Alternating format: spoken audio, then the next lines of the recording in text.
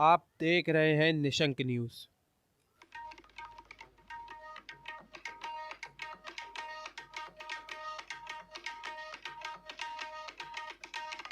देश प्रदेश के साथ साथ स्थानीय सत्ता में सरकार भारतीय जनता पार्टी ने देर रात कल अपने प्रत्याशियों की सूची जारी कर दी थी, जिसके चलते आज सभी प्रत्याशियों ने अपना नामांकन भी करा लिया है।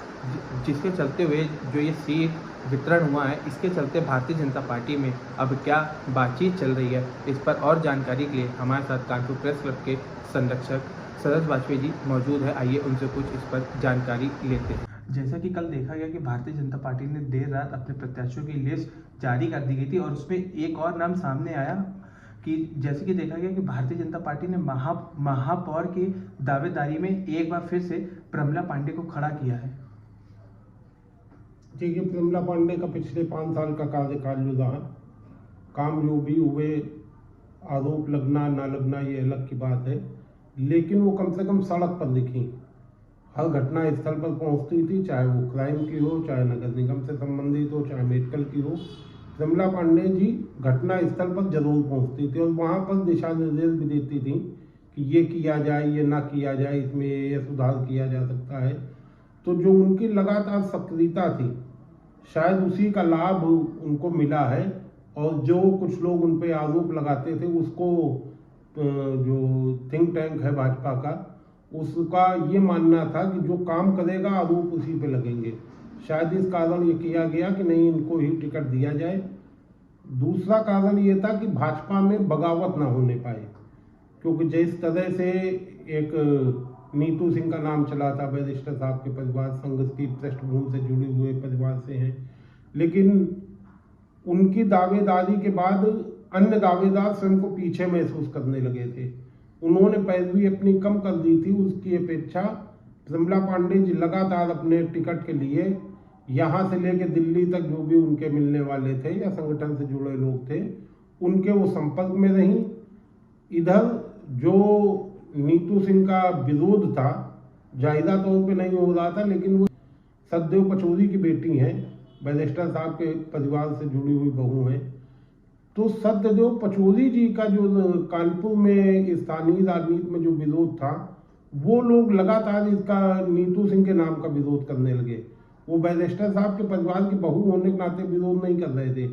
उनका ये मानना था कि सत्यदेव पचौरी जी के परिवार की बेटी को क्यों टिकट मिले, अगर उनको है तो बालचंद्र जी ने, पूर्व मंत्री हैं बालचंद्र मिश्रा जी, उन्होंने अपनी बेटी के लिए आवेदन किया था, पैनल में उनका नाम भी गया था।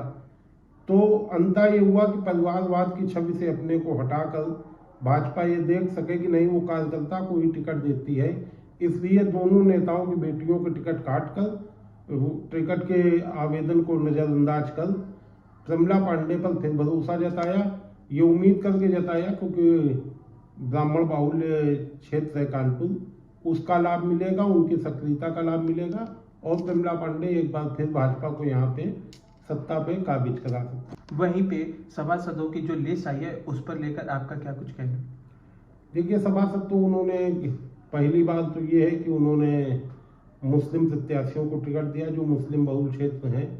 वहाँ पे सपा पे सीधा हमला करने और सपा का जो वोट बैंक कहा जाता है, उसको पार्टी के पक्ष में खींचने के लिए पहली बार भाजपा ने लगभग 9 या 10 टिकट मुस्लिम आवेदकों को दिए हैं। वो भले ही उस क्षेत्र से हैं जहाँ पे भाजपा को एक भी वोट न मिलता, मतलब गिने चुने वोट मिलते हैं, उंगलियों में गिनने भर के, लेकिन भाजपा ने करीब 10 टिकट देकर ये बता दिया कि नहीं, मुस्लिम से भी उनका उतना ही है। अगर वो सक्रिय है और समाज के हित में काम करने वाला है तो भारतीय जनता पार्टी उसको साथ लेके चलेगी।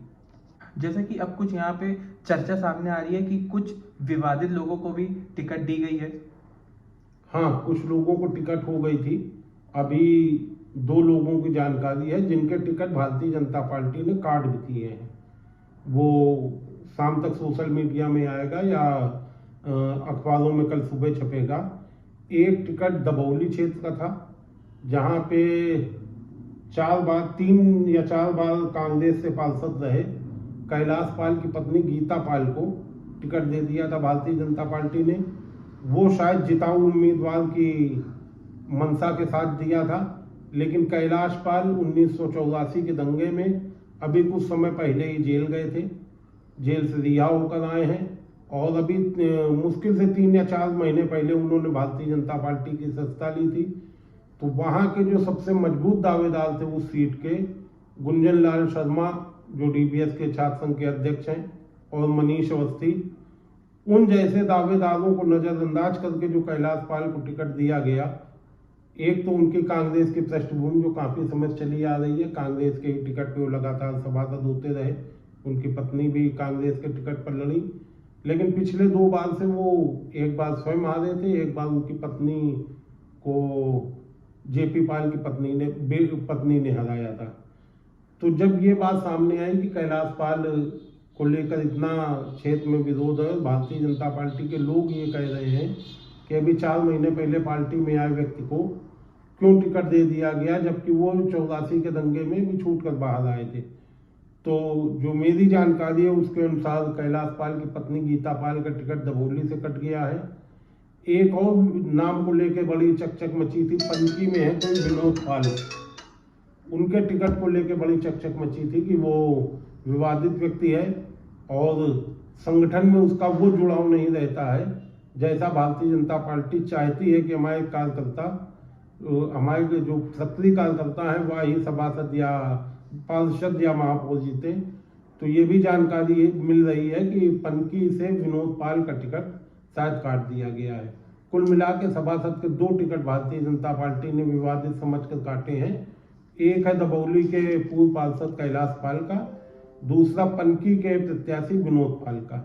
अन्य पर मंथन चल रहा है, हो सकता है कि भाजपा टिकट अचानक वापस लेके पर्चे दाखिल हो चुके हैं, कुछ के सिंबल वापस लेके वहां पे अपना समर्थित प्रत्याशी उतार दें। जैसा कि अभी हमारे साथ कानपुर प्रेस क्लब के संरक्षक सुरेश वाजपेयी जी थे, जिन्होंने बताया कि भारतीय जनता पार्टी में बगावत ना हो सके, जिसके चलते भारतीय जनता पार्टी ने महापौर की दावेदारी में प्रमिला पांडे को एक बार फिर से अपना दावेदार चुना है। जैसे कि सत्यदेव पचौरी की बेटी का नाम, नीतू सिंह का भी नाम जिसके सामने आ रहा था, जिसके चलते हुए भारतीय जनता पार्टी ने प्रमिला पांडे को एक बार फिर से महापौर का दावेदार बनाया है। वहीं पर उन्होंने ये भी बताया कि जैसा कि इस बार सभासदों के दावेदारों में भारतीय जनता पार्टी ने 10 टिकट मुस्लिम लोगों को भी दी है। इस पर भारतीय जनता पार्टी ने साफ ये अपना दिखाया है कि वो लोग केवल हिंदुओं की हक की बात नहीं, बल्कि वो लोग मुस्लिमों को भी अपना मानते हैं और उनके भी हक की बात करते हैं। कैमरा पर्सन आयुष्मान के साथ कुशाग्र अवस्थी,